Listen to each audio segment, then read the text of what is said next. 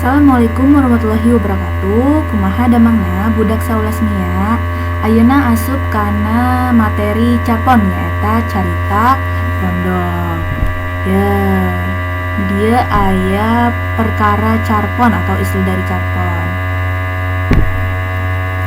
Jadi carpon teh singgetan tina carita pondok. Sakapeng aya nu nyebut tadok. Carpon teh karya sastra anu direka dina basa lancaran atau prosa kalawan ukuranna pondok. Jadi carpon itu adalah singkatan dari cerita pondok atau cerita pendek. Ada juga yang disebut padok, belakangnya ya cerita pondok, padok gitu. Jadi carpon itu adalah karya sastra dengan bahasa prosa karena ukurannya sangat singkat.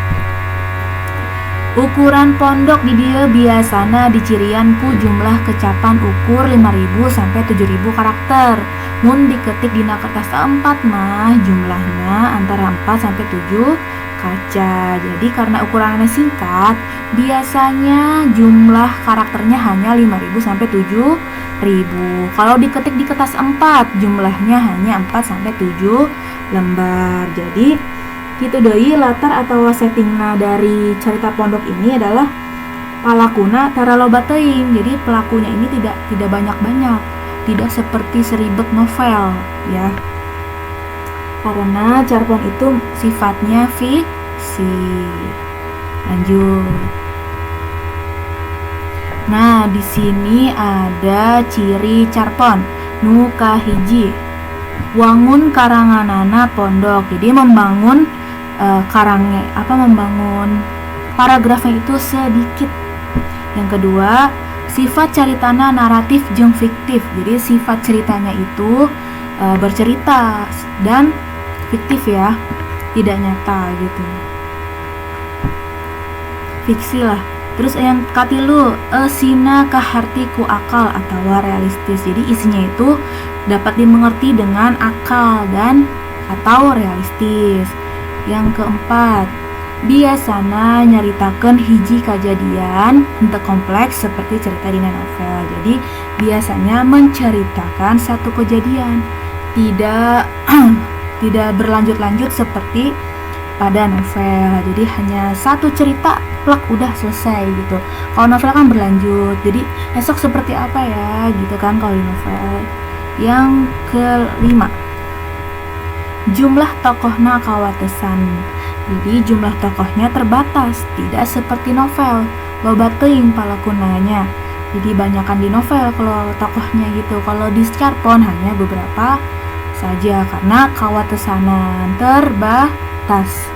Yang keenam, si caritana numuwuhkeun sikap anu positif kanu maca. Jadi isi ceritanya menimbulkan sikap yang positif ke yang membaca. Lanjut. Ayeuna asup kana ngawangun unsur carpon. Unsur nu kahiji nyaeta unsur intrinsik. Naon eta? Unsur nu ngawangun jeung leungan carpon minangka karya sastra wangun prosa. Jadi unsur yang membangun awalan cerita pondok sebagai karya sastra menjadi prosa. Apa saja isinya? Seperti tema, tokoh jeung waktekna, galur, latar jeung amanat. Ya, tema, tokoh, wataknya, alurnya, latarnya, amanat. Nah, itu masuknya ke intrinsik. Ada lagi namanya unsur ekstrinsik. Di dia unsur nu aya patula patalina jeung unsur leureun carpon. Umpamana saha anu ngarangna, saha anu macana, jeung di mana muatna eta carpon. Jadi unsur yang ada terkaitnya dengan unsur luar dari cerita pondok, luarnya. Umpamanya siapa yang mengarang, siapa yang membaca, dan di mana itu carpon dibuat ya. Jadi unsur ekstrinsik itu mah hal-hal yang di luar carpon, tapi masih juga ada sangkut pautnya dengan mewujudkan itu carpon tersendiri. Kalau intrinsik itu tema, tokoh, alur. Kalau ekstrinsik itu seperti siapa yang mengarang, siapa yang baca, dan di mana dimuatnya itu carpon ya. Lanjut.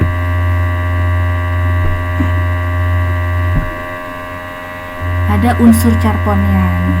Nu kahiji aya tema hal atanapi gagasan anu ditepikeun ku pangarang dina karyana.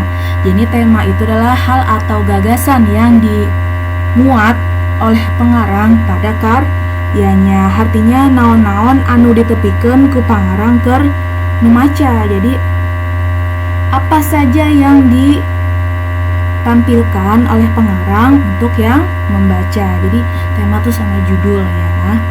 Yang kedua, aya palaku tokoh anu dilakonkeun atawa ngalakonkeun. Umumna manusia biasa lain manusia goib jika dina dongeng atawa wawacan. Jadi palaku di dieu mah tokoh yang dilakukan atau melakukan. Umumnya manusia biasa, bukan manusia goib ya, seperti di dongeng atau wawacan. Jadi benar-benar manusia gitu, bukan hayalan gitu ya. Yang ketiga ada latar atanapi setting nyaeta waktu jeung tempat lumangsungna kejadian dina cerita. Jadi latar itu berupa setting ya, merupakan waktu dan tempat berlangsungnya kejadian pada cerita.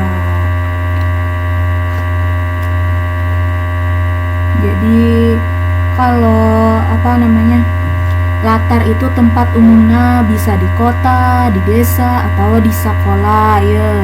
Bikin cerita pondokna nya. Ari latar waktu mah biasa dicirian sama jam, tanggal, tahun, berang, atau peting ya. Kalau waktu itu biasanya dicirinya sama jam, tanggal, tahun, siang atau malam. Yang keempat ada galur atanapi plot nyaeta jalana carita atau runtuyan kejadian dina carita. Galur itu alur ya atau plot, yaitu jalannya cerita atau rantaian kejadian pada cerita. Galur dina carpon mah aya nu marele atau maju, ada yang mundur, ada juga yang mobok tengah atau flashback, ada juga yang campur ya alur tuh ya. Lanjut ke yang kelima, ada pasar sawangan atau sudut pandang, cara atau sawangan nu dipake ku pangarang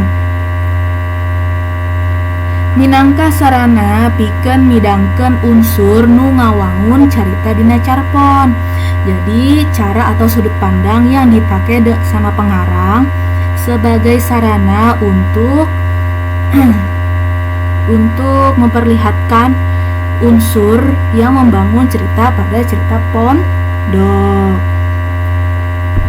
Yang keenam, ada amanat. Amanat ini merupakan gagasan anu ngadadasaran kana carpon.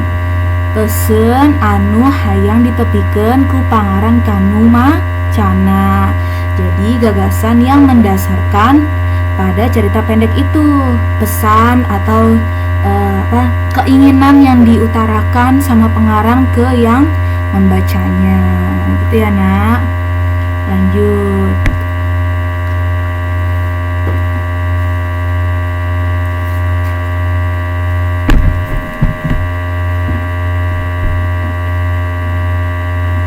Di sini ada ngarang carpon. Cara mengarang carpon mungkin ya. 1. Ditulis make bahasa Sunda anu bener teu merenah. Kitu deui basana sing komunikatif babari kaharti kuno maca. Jadi kalau mau mengarang carpon harus ditulisnya pakai bahasa Sunda yang benar dan positif. Terus gitu juga bahasanya yang komunikatif dan juga dapat dimengerti sama yang membaca.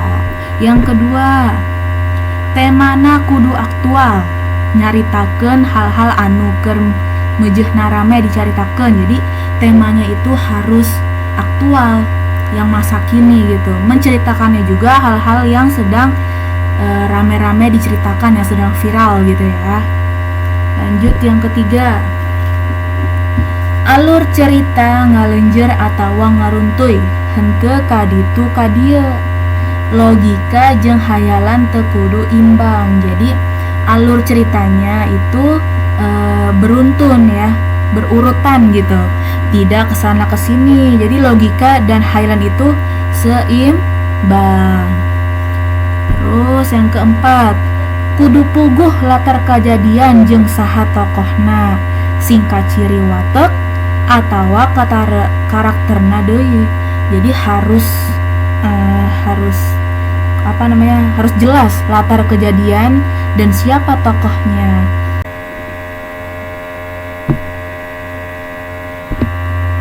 Nah, di dia aya pangjember basa mikawanoh fikmin bahasa Sunda. Jadi di sini ada penambahan basa, tidak hanya carpon tapi juga fikmin. Kita lihat nih istilahnya ya. Sanajan sarua pondokna, fikmin beda jeung carpon. Fikmin mah mun ditulis antara 50 sampai 150 kecap. Sedangkan carpon mah bisa leuwih panjang deui. Kungsi aya istilah carpon mini Sunda. Tapi telana mun nilik eusina fikmin jeung carpon teh mibanda adegan nu sarua. Nyaeta konsepsi anu kudu nyumponan karya sastra wangun prosa, kayaning kudu aya jejer, tokoh, alur, latar, jeung amanat. Jadi fikmin ini tidak walaupun sama pendeknya, tetapi tidak sepanjang carita pondok. Kalau fikmin hanya 50 sampai 150 kalimat saja. Beda dengan carpon tadi bisa dari 5.000 sampai 7.000 kalimat ya. Karakter tuh. Kalau terus kalau dilihat dari isinya, fikmin dan carpon itu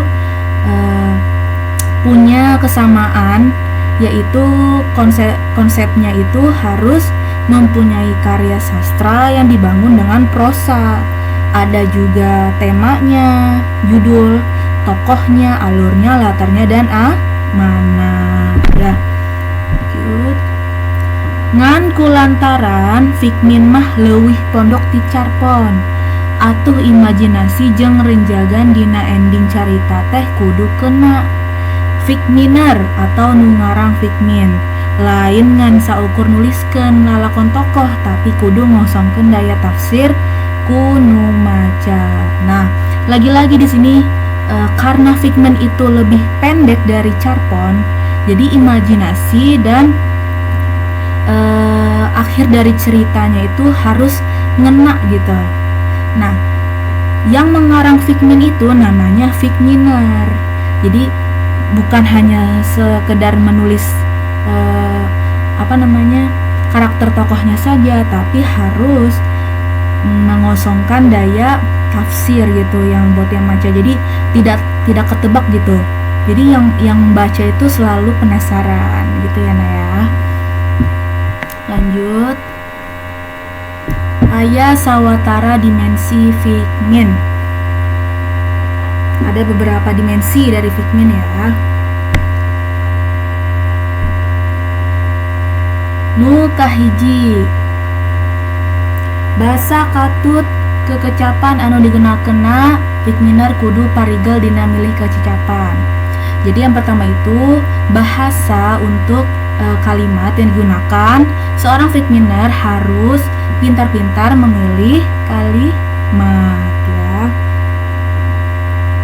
Gitu deui dina teknik nulis kudu nulat kana ejaan anu baku. Jadi bukan hanya memilih bahasa, tapi juga ketika menulis harus bisa memilih ejaan yang baku. Nu kadua, jejer atau tema anu diangkat dina carita, Fikminer kudu bisa ngasongkeun jejer atau tema anu nyenceling, anu bisa jadi can ditulis ku Fikminer sejeng. Jadi jejer atau tema itu merupakan judul ya yang diangkat pada cerita nih. Seorang Fikminer harus bisa membuat judul atau tema yang membuat penasaran lah gitu, yang bisa jadi belum ditulis sama Fikminer yang lain gitu ya. Nukatilu, tokoh nu mibanda karakter kuat najan Fikmin teh pondok, tapi tokoh-tokoh nu aya dina jero carita teh mibanda karakter anu kuat. Jadi tokoh yang ada di karakter itu harus kuat. Selagi Fikmin itu emang sangat singkat gitu ya ceritanya, tapi tokoh-tokoh yang ada di dalam cerita tersebut harus punya karakter yang kuat, tidak hanya sebagai selingan saja gitu. Maksudnya harus benar-benar punya karakter gitu si tokoh itu, walaupun sedikit dan juga sangat singkat ceritanya. Nu keempat, kekuatan alur cerita. Najan pondok, tapi alur cerita tetap kudu ngalanjeur. Jadi kekuatan alur ceritanya nih, walaupun ini cerita sangat singkat, tapi alur cerita harus tetap jelas ya, dimananya. Jangan sampai kita walaupun kita penasaran nih, kita terlalu jauh berhayalnya gitu ya ya. Terus sakitu wae materi carpon ieu hatur nuhun. Terus ini tuh dirangkum seperti biasanya di buku tulis kalian untuk belajar. Tong hilap tugasna mah menyusul ti ibu infonya ya, ada di GC. Wassalamualaikum warahmatullahi wabarakatuh.